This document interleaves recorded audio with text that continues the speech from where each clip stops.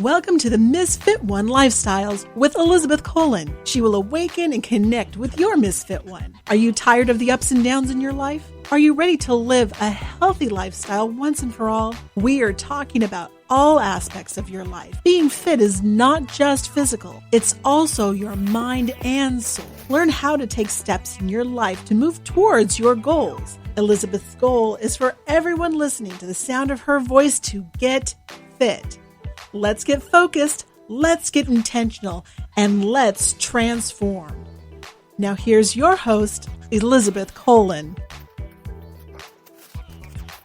Hey guys, welcome to another episode of Misfit One Lifestyles with your host, Elizabeth Colin, also known as Misfit One. I am so excited about my guest today. I want to start off with one of her quotes, right?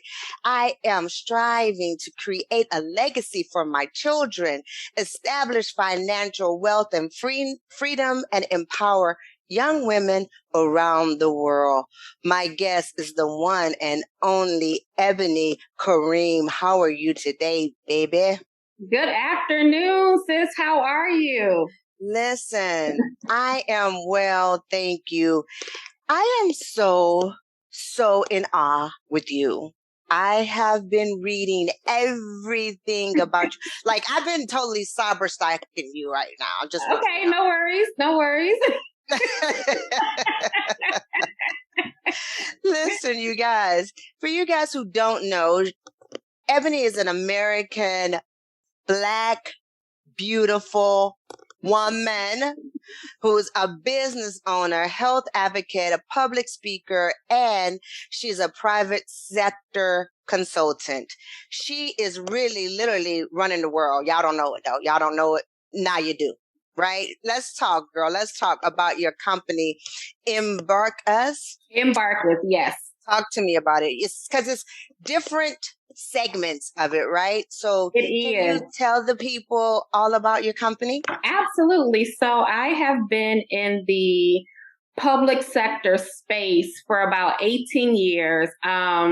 The first 10 years of my career, I was truly a typical consultant, right? Working for a small to medium-sized government contractor here in the DC area, providing federal services to the government, right? So about 7 or 8 years in, right, I was able to really understand the inner workings of the government as it pertains to procurement and acquisition. So acquisitions is just a fancy word for procurement in the government sector. So I was a liaison for some of these federal agencies, sourcing products and services, right? And specifically, I worked with the Small Business Association, which prides itself on awarding government contractors to small minority-owned businesses. So yes. I learned a lot on how to navigate that space. I learned how to pitch services, how to advocate for other small businesses trying to get their, get that footprint into the federal space. And so I figured, I'm assisting the government and helping them make, tons. When I say hundreds of millions of dollars in procurement dollars, I figured, why am I not doing this for myself, right? So right. When I was able to see the billable hourly rates that we were paying some of these vendors, be shortchanging myself. Like I'm there's no way I will ever become wealthy working for someone else. There you go, right there. My dad told me, and my dad's a farmer in Beaumont, Texas, right? I was born and raised. Oh, I know Beaumont, Texas very well. How you know Beaumont? Get out of here. How you know Beaumont? Family down in Texas. Yeah, absolutely. Listen, born and raised there. That's where I'm from. We the Cormiers, right? Okay. And my dad told me as a little kid, I probably was about 8, 9. And he was like, you'll never get rich working for someone else. And I was like, okay, as I'm fishing. Right. Like, I don't know. But, when you said that, you are absolutely right. We were taught, so many of us, to work hard, get an education, go work for a big company so you can get a retirement. Come, we were literally doing that. That was the American dream. Absolutely. But that America wasn't for us. You understand what I'm saying? Right. That's right. That's right. So it was very, and I did, we all did that, right? We all followed that rule for a while. Absolutely. I mean, I did that, went to undergraduate school initially. I had a dream of working in medicine, as a small girl. I was always a helper, right? A fixer. And so I thought, why not medicine? There's not enough Black female physicians in medicine. So that was my primary target going to undergraduate school. Of course, graduated with a degree in biochemistry, thought, okay, I can go and study, pediatric oncology, like I'm going to be this famous, amazing Black woman doctor saving Black babies. Like that all over the world. Like that was my cause. And after graduate school, I was married at the time, got married very young, had my first 2 children. And then life happened, right? I took a complete 360-degree shift career-wise and moved from Chicago to DC and landed in government contracting. I knew nothing about the federal government, the inner workings, the politics. Yes. I just dove right in it. I was able to use the skills that I had acquired, even in science, all of those analytical skills, right? Those critical thinking, the strategic planning. And I just transitioned that right into the IT space. That is so profound of you, because I'm hearing you talk, and I'm going to rewind it back. You talking about, as a little girl, talking about the only Black one in this field. Yeah. Like, wow, you was thinking like that at a small age, which is crazy. I was born in Beaumont, Texas. I turned 18 in California. So I really didn't know. I didn't pay attention, shall I say, about the only Black or the only this. I mean, I knew because I'm Black. I knew that. Right. But paying attention to make those milestones, and kudos to you. Well, I really have to give all the thanks to my mother. She's been my true cheerleader, right? She's been my number one advocate. She is an educator, so that was instilled in us at a very early age. We, back then, prior to the internet, we had encyclopedias, right? So you remember volumes and volumes and volumes of encyclopedias. Yes. So that was our household. Like we had a complete wall filled with, encyclopedias. We went to my God, you guys, we did too. We had to have encyclopedias, and I had to look up everything. Yes. And I'm not a very good speller. So if I would have questions, looking at it, it's like, well, I can't even spell it. Then he was like, then go to the dictionary. If I can't spell it, how am I going to find it? Yeah. But that is true. We were based off of education. Absolutely. That was the underlying thing. Absolutely. And a lot of our families, our Black culture, is education is the key. They really, really pushed us. I mean, that was the way out, right? Because that was the way out. Similar to your family upbringing, my family also comes from a long lineage of farmers, right? Came up through the South, like, most of us did before we migrated, up north. And, that was the thing. Like, your grandparents tell you, baby, go to school, get a degree. Like, correct. You're going to make some good money. All you need is an education. And I'm glad we had that foundation, because now look at you now, Ebony. I mean, what inspired you to establish Embark Us? I mean, again, back to the point of, creating generational wealth, right? That's always been, I think, just as a people and as a culture, specifically in these United States of America, right? It is imperative that we build generational wealth. And I've been very fortunate in my career to connect with the right people, right? Like, and even at that time, I didn't really see the potential in myself. Huh? But an older brother saw it in me, and he is the one that pulled me to the side and said, your talents are being underutilized in this field. And I thought I was doing great, right? Right. I'm killing it. What you talking about, boy? Look at me doing all this. I'm killing it. And that is so, so great to say. I'm gonna go back to that. Yeah. You do not realize your own potential sometimes. Absolutely. And it's most of the times, right? It's most of the time because we just doing what we're supposed to do. We just out here doing what we love to do. We just out here trying to do what we do. Yeah. But for somebody to pull you aside, and kudos to you, big brother. Boo, boo, boo. Yes. That is awesome. Mr. Edwin Patton. I mean, I remember him very vividly, and this had to have been 15 plus years ago, right? And you know, he saw my potential, and, you know, I was just fortunate that, you know, he was like an uncle, like he just had that older uncle presence about himself. He will always drop little gems and, pull me into meetings where he thought that I should be a part of. You know, I would just sit in a corner and he just said, take notes. I don't even need you to just sit and take notes. Right. And so if it wasn't for people like him, I mean, I would have never imagined, you know, where I am today. And I still have a long way to go. I mean, I haven't even scraped the surface, right? Not even scraped the surface yet. And here's the thing, you know, they don't know, but I'm just telling them, you all about STEM, right? Yeah, absolutely. And that is also another field that is very, very few of us in. I gotta say, I'm very proud. I'm gonna go ahead and boast a moment. Look, I paused for effect. See how I did that? I paused for effect. Pause. My daughter graduated from UC Santa Barbara.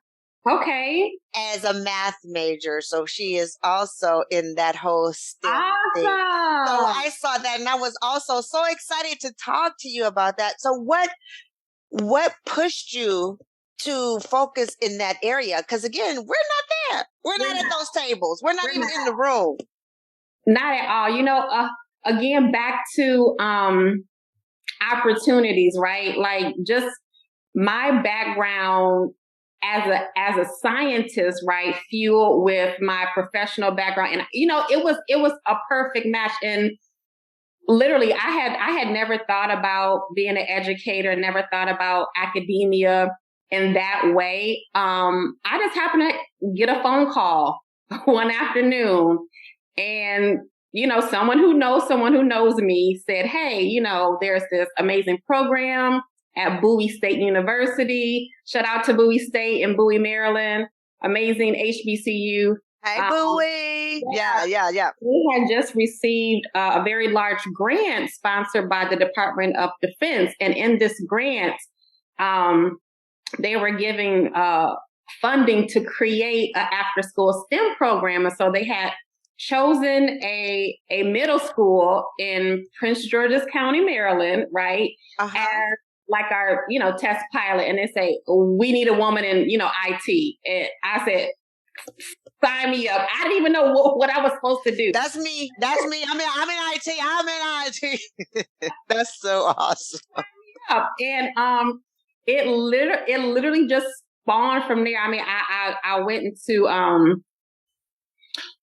really having a true impact in our children's life. And for a while, I was trying to find out what my purpose was, right? I mean, I love consulting, you know, I love being a problem solver.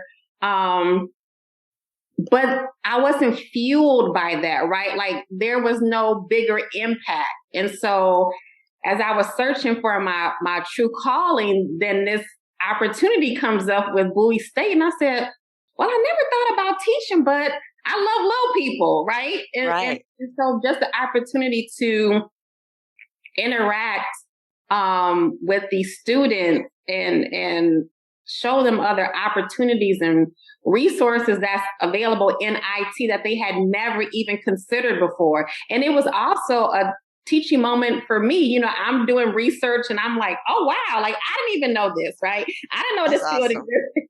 That is so awesome. That is so awesome. Yeah. So you went into it because you obviously love that whole tech part, right? To me, I'm like, nope, I'm out. I'm going to be calling Ebony. Like, listen. We calling Ebony on all those things. But what's great about it is you said it best.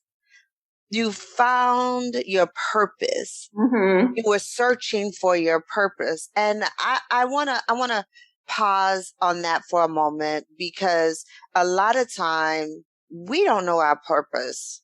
We're just surviving. Absolutely. Every day. We're just surviving.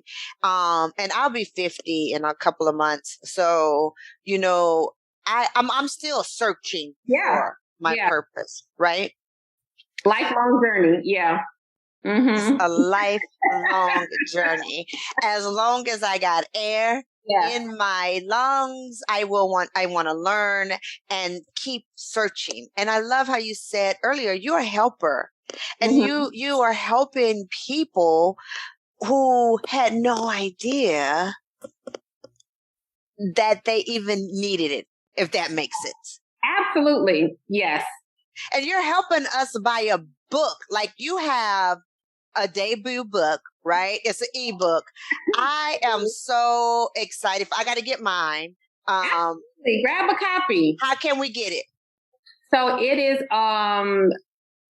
available through Barnes and Nobles and Amazon on the Kindle platform. You can also grab a digital copy via my website at embarksolutions.com.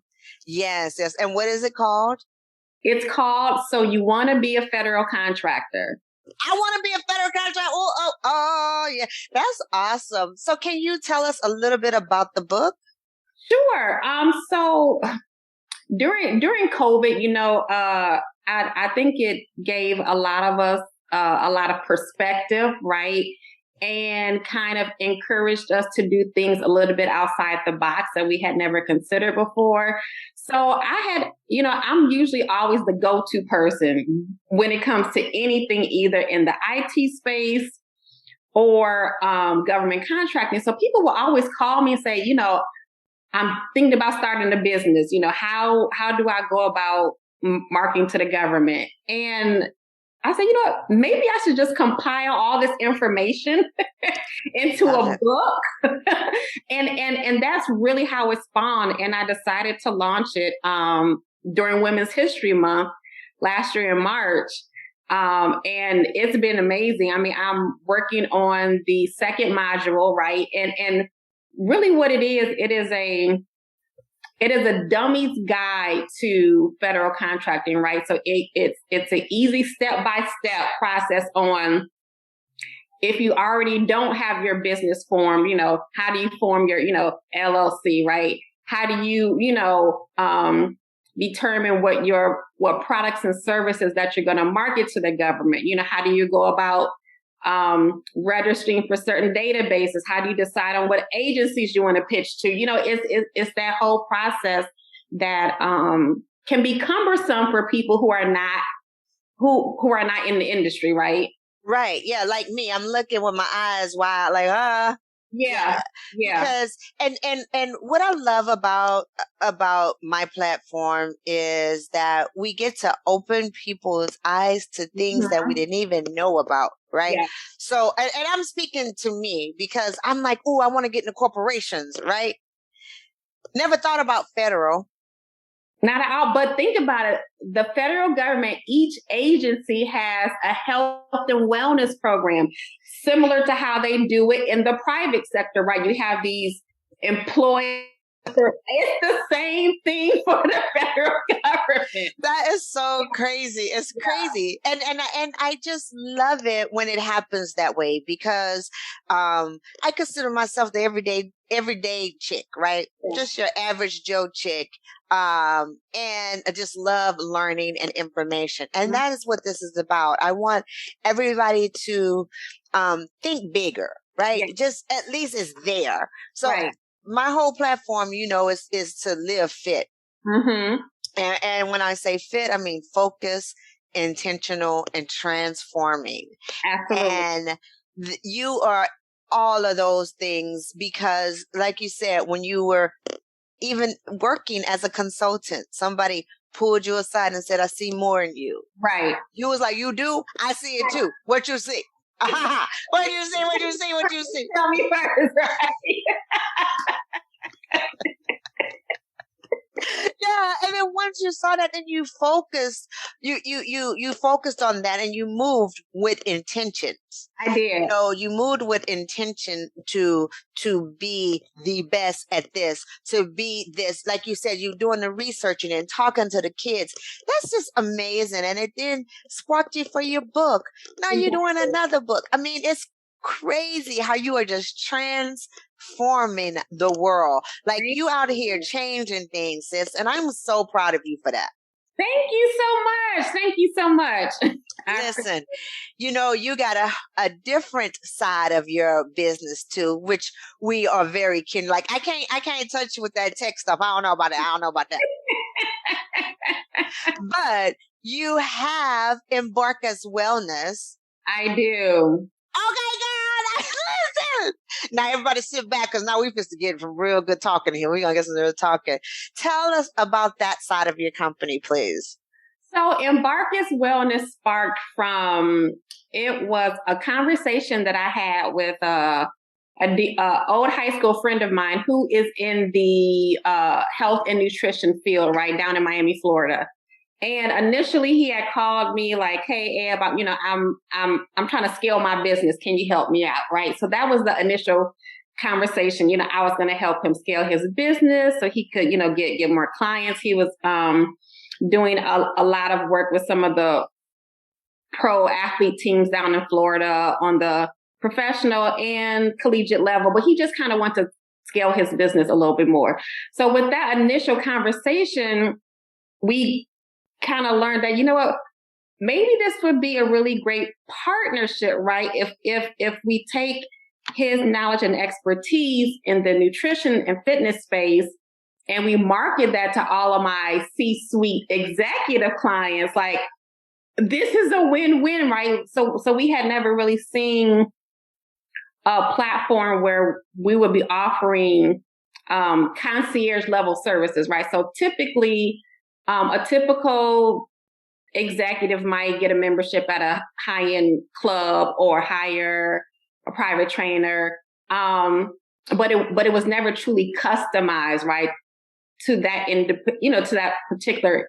Yeah, absolutely.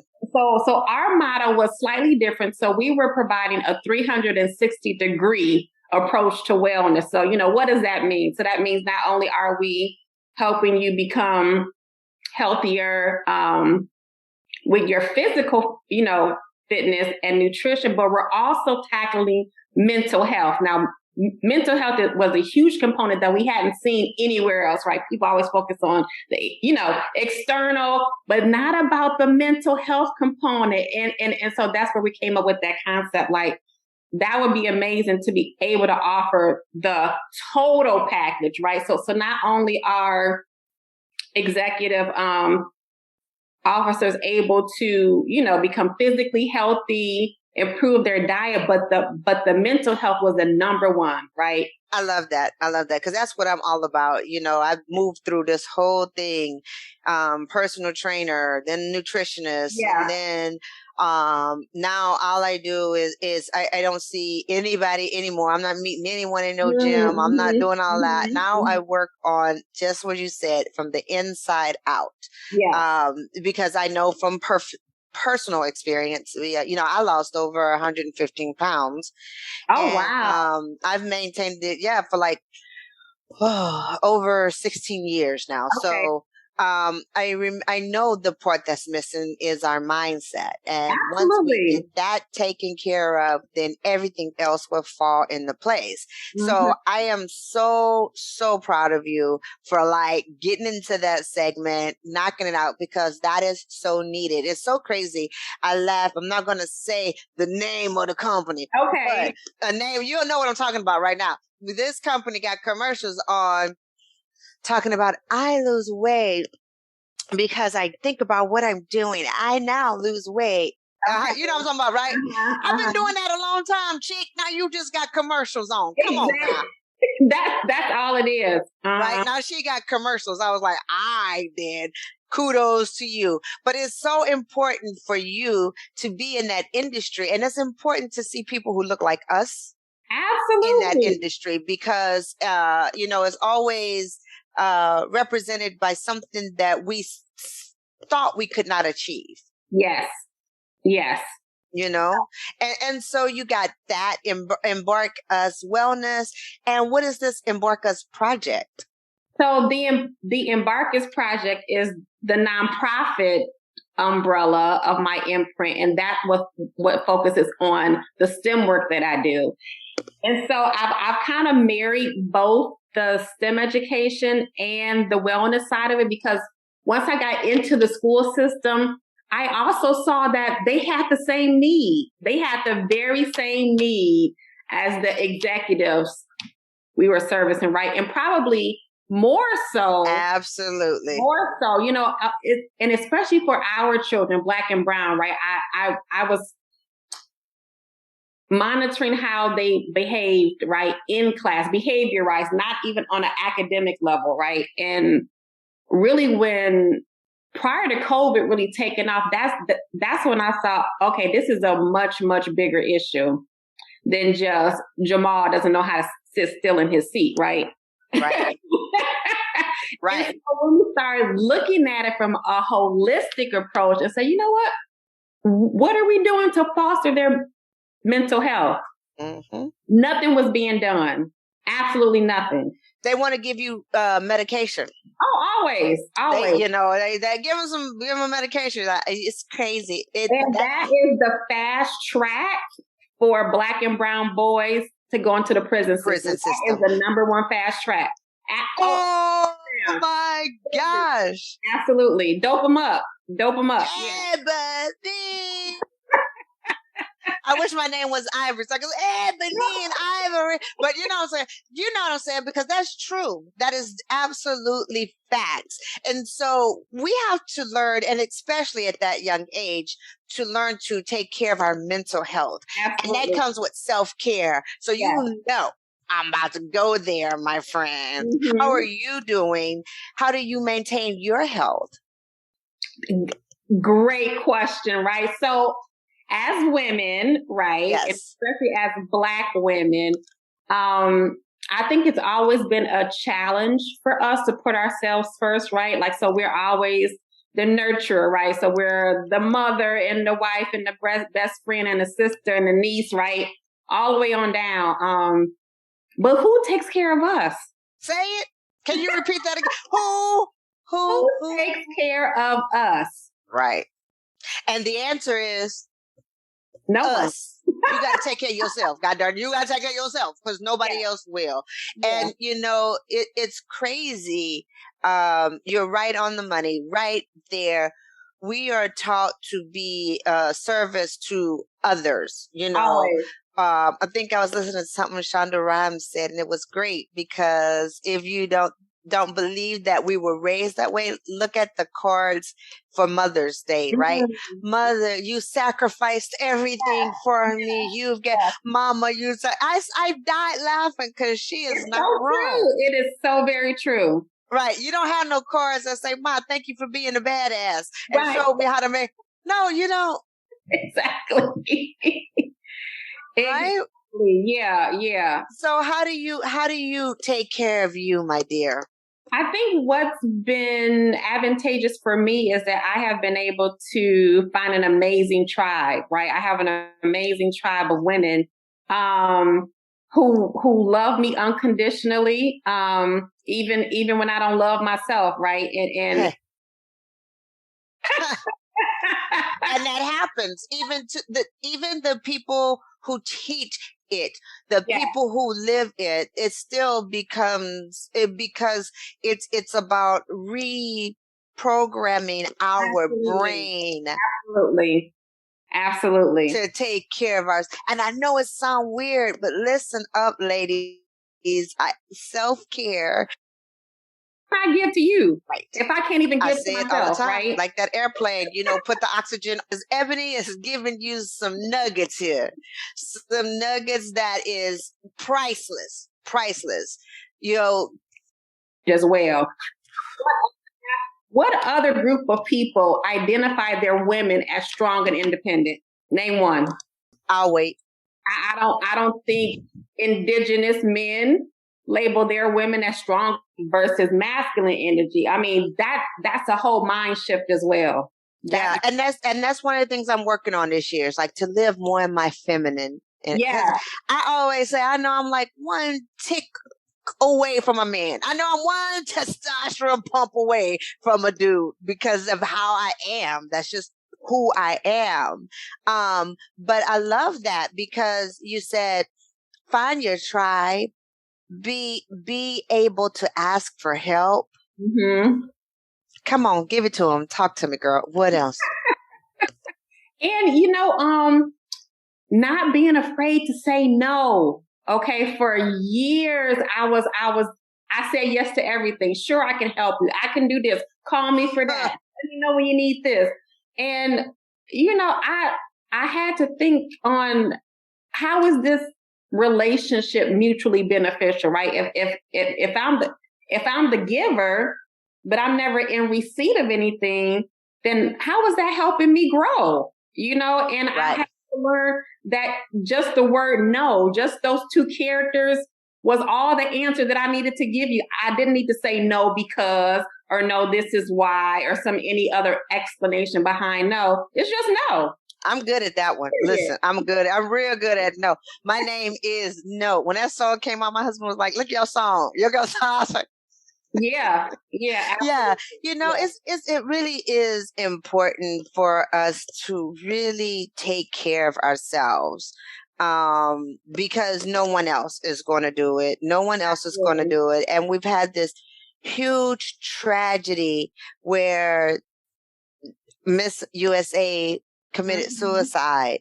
And even in her statement, they even put strong, smart, strong. I was thinking, God damn, the lady just jumped off a fucking building. Exactly. Can she still have to be strong? Right. And I also have a thing of rest in power. No, mug, I want to rest in peace. Yeah. How about that? I need some peace in my life. Absolutely. And I'm so glad you said that, Ebony, because it's a hot spot for me right now, this day, because it's everybody is so strong. Yeah, we're strong because we have had to be strong. Yeah, absolutely. But I would like to be like a nice little white woman sipping my martini and worrying about Josty doing his work and I don't have to do anything. Exactly. You understand? Exactly. I would love that feeling at one point in my life. And being able to allow our men to be men. They are the ones that need to be strong and independent. That's a whole nother conversation. Girl, we're going to have to do this again. Because now we're going into something. Listen, I want to leave it with this. First of all, tell everybody how we can stay connected to you. Absolutely. So you can reach me on all social media platforms at Embark Solutions and also at Ebony J. Kareem. And how we get your book? My book is available via website at embarkussolutions.com. Yeah, you have been such a delightful girl. I mean, I am so in awe with you. We are definitely going to be connected. I don't care if you don't. I'll be like, hey, I got a question. Help me. How about that? Listen, it's important for us. But before I wrap it up, can you tell me, this is one of the questions I always ask. How do you start your mornings? Wow. I start my mornings. I try to be consistent, right? It doesn't always happen, but most mornings I try with at least 5 to 10 minutes of just meditation, right?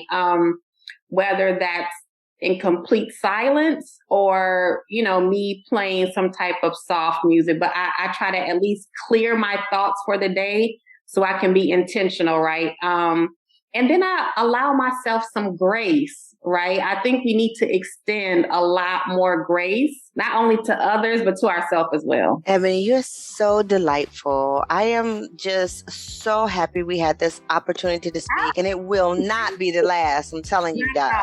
Not at all. Thank you so much. I appreciate it. You are so welcome. You guys, make sure you connect with her on social media.